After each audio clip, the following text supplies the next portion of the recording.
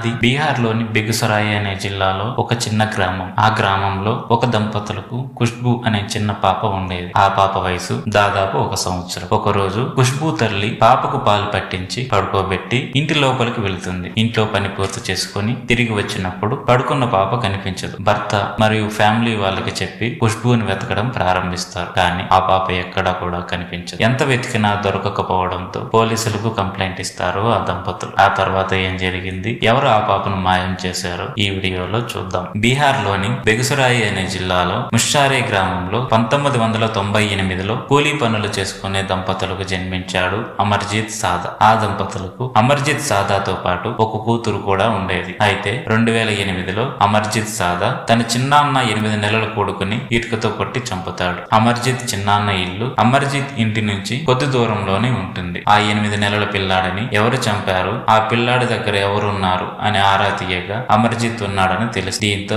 అమర్జిత్ తల్లిదండ్రులకు అమర్జితే ఈ హత్య చేశాడన్న సంగతి అర్థమవుతుంది. తమ కొడుకు ఇంత దారుణానికి పొడిగట్టాడన్న నిజాన్ని వారు బయటికి చెప్పలేదు. 2 కుటుంబాలు ఈ విషయాన్ని పోలీసులకు తెలియకుండా దాచిపెడతారు. ఇదే ఆ 2 కుటుంబాలు చేసిన అతి పెద్ద తప్పు. ఈ తప్పు వల్లనే మరిన్ని ప్రాణాలు పోవడానికి కారణమయ్యాయి. ఈ సంఘటన జరిగి 6 నెలలు గడవక ముందే అమర్జిత్ తన సొంత 6 నెలల చెల్లెలను కూడా ఇటుకతో కొట్టి చంపేస్తాడు. తమ పాపను చంపింది తమ కొడుకేనని కొంతసేపటికే తల్లిదండ్రులకు అర్థమైపోతుంది. ఓవైపు 6 నెలల కూతురు మరణం, మరోవైపు తమ కొడుకే ఇలా హత్యలు చేస్తున్నాడని తెలిస్తే తమ గ్రామంలో నీచంగా చూస్తారనే భయంతో అమర్జిత్ తల్లిదండ్రులు బాధను దిగమింగకు బ్రతకసాగారు. 3 నెలలు గడిచిన తర్వాత అమర్జిత్ ఇంటి పక్కన ఖుష్బూ అనే చిన్న పాప ఉండేది. ఈ పాప వయసు 1 సంవత్సరం ఉంటుంది. ఖుష్బూ తల్లి పాపను పడుకోబెట్టి వంట చేయడానికి వెళుతుంది. ఆమె వంట గదిలోకి వెళ్లేటప్పుడు అమర్జిత్ ఆ పాప పక్కనే ఆడుకుంటూ ఉంటాడు. వంట పూర్తి చేసుకుని తిరిగి వచ్చినప్పుడు ఆ పడుకున్న ఖుష్బూ అక్కడ కనిపించదు. ఆమె వెంటనే ఆమె భర్తకు ఫ్యామిలీకి చెప్పి ఖుష్బూని వెతకడం మొదలు పెడతారు. అలా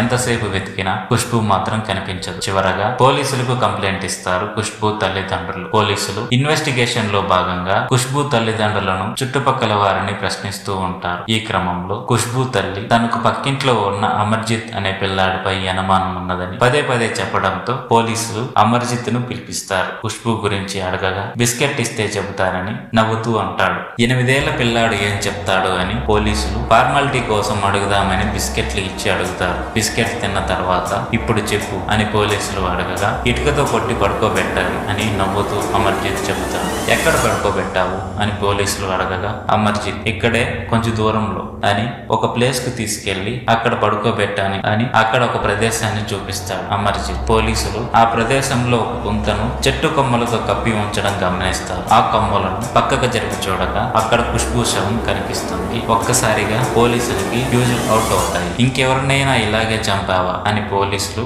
అమర్జిత్ ను అడగగా అవును, ఇంతకు ముందు ఇలాగే 2 చంపాను అని ఆ 2 పేర్లు చెప్తాడు అమర్జిత్. ఈ 3 ఎందుకు చంపావు అని పోలీసులు అడగగా చిన్న పిల్లలను కొట్టి వారి రక్తాన్ని చూడడం నాకు ఆనందంగా ఉంటుంది అని చెప్పాడు అమర్జిత్. ఆ మాటలు విన్న పోలీసులు అమర్జిత్ ను డాక్టర్ కు చూపిస్తారు. అప్పుడు అమర్జిత్ కి మానసిక వ్యాధితో బాధపడుతున్నాడని, అందుకే పిల్లలను చంపడం ఆనందం కలిగిస్తుందని తెలుస్తుంది. అమర్జిత్ ఒంటరిగా ఉంటాడు. ఎవరితోనూ పెద్దగా మాట్లాడేవాడు కాదు. సైలెంట్ గా ఉండేవాడు. చిన్న పిల్లలు క్రైమ్ చేసినప్పుడు వారిని ఒక సపరేట్ జైలులో ఉంచుతారు. ఈ జైలులో అందరూ మైనర్లు మాత్రమే ఉంటారు. కానీ అమర్జిత్ ను ఇతర పిల్లలతో ఉంచితే వారిని కూడా చంపే అవకాశాలున్నాయని పోలీసులు అంచనా వేస్తారు. ఇదంతా కోర్టులో వివరించి అమర్జిత్ కు ఒక సపరేట్ రూమ్ ఇవ్వాలని పోలీసులు కోర్టును రిక్వెస్ట్ చేస్తారు. ఆ తర్వాత అమర్జిత్ అక్కడ ఎన్ని రోజులు ఉన్నాడు, ఎప్పుడు బయటకు వచ్చాడు, ఇప్పుడు ఎక్కడ ఉన్నాడు అనే విషయాన్ని చాలా గోప్యంగా ఉంచారు పోలీసులు.